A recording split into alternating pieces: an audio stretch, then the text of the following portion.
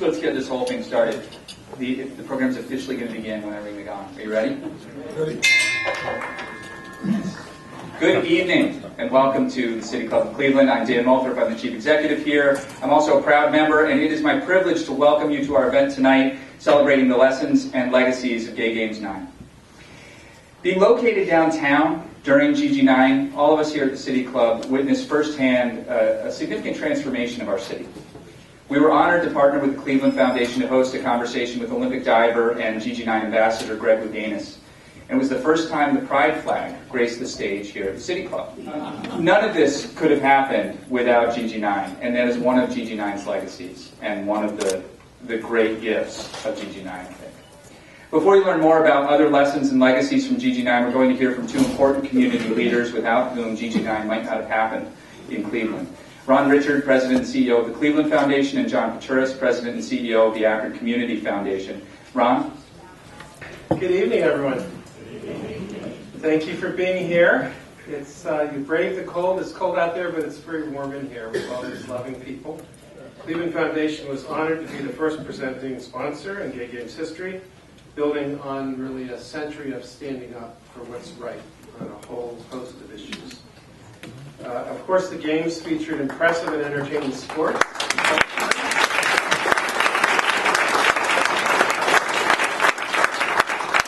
But more importantly, people all over the world got to know what Cleveland and Akron are like, that we're progressive and inclusive cities. The games instilled a growing sense of enthusiasm and forward progress in our community, I think across the board. That spirit remains with us today. I think you can feel it in this room. You can feel it in Cleveland and Akron, and I look forward to working with all of you to extend the momentum. All right. And now, it's my pleasure to turn the podium over to my friend, John Paturas, CEO of the Akron Community Foundation. I don't think that it is a coincidence that the most successful gay games in history happen to be in this community, where we celebrated this past year a very proud history and beginnings and legacy of the Cleveland Foundation as they celebrated 100 years in the community. Right.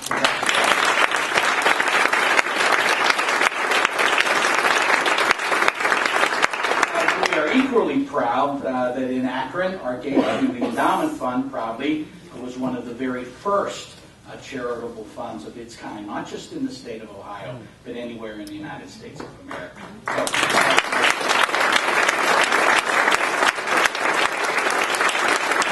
Finally, we very much look forward to embracing the same spirit and inspiration, excitement, and inclusiveness that was celebrated in the Gay Games and all of the important work that all of our organizations and your companies and organizations do in Greater Akron, in Greater Cleveland, and throughout Northeastern Ohio.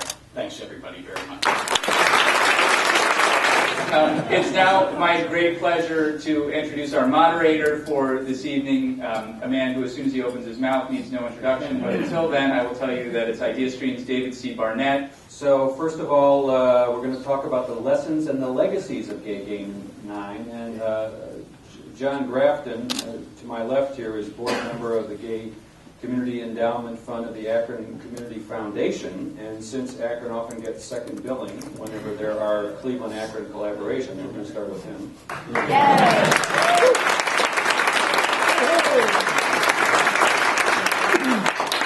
We heard about the Cleveland Foundation's new LGBT Legacy Fund that was started recently, and the Akron has had a Gay Community Endowment Fund since the late 90s. So your fund has a bit of a track record. Can you give us a sense of what foundation support can mean and what you've been doing? Oh, David, it's amazing. I'm getting up there now in age, but I'll tell you the things that have happened in my lifetime are unbelievable. And I look back at the Gay Community Endowment Fund, which was started by 3 or 4 friends of mine in Akron, as you say, late 90s, early 2000s. We joined Akron Community Foundation, which gave us the structure for investment and guidance in terms of grant making. And since that time, we've been able to build our endowment fund up to the $1 million mark, which for us was a huge, huge task. But we're so proud that we've hit that finally. Over the years, we've been able to give out over $360,000 in grants to benefit the local LGBT community and the community in general. They're not all grants to LGBT organizations. We've benefited the Akron Jewish Center, the Battered Women's Shelter, the Community AIDS Network. We just have a litany of wonderful grantees that have been helping our community grow, become accepted, and prosper in Northeast Ohio. What we did was we pledged that whatever we had left over after we paid all of our bills, we would donate 80% of whatever we had left over to the Cleveland Foundation, to a new Gay Games LGBT Legacy Fund, which we have talked about tonight. Our board then voted to give the remaining 20% to the Gay Community Endowment Fund of the Akron Community Foundation in recognition of its long-standing support of Akron's LGBT community. We are the most profitable gay games in the history of the Gay Games movement by far. And I'm delighted to announce that Gay Games 9 will be donating $150,000 to these two foundations.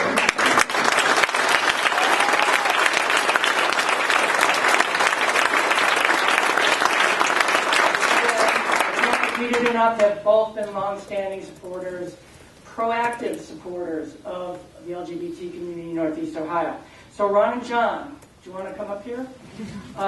We are grateful to be able to entrust these dollars to two organizations, such respected organizations, who are going to help ensure that we have a legacy that will continue to support the LGBT community in the region. And I'm going to give them, because, just so you know, we've given them the dollars and we want it in our loving hands. All the money went to the foundation, they wouldn't even get those big old checks. That's right. So I am giving each of the gentlemen Gay Games medal.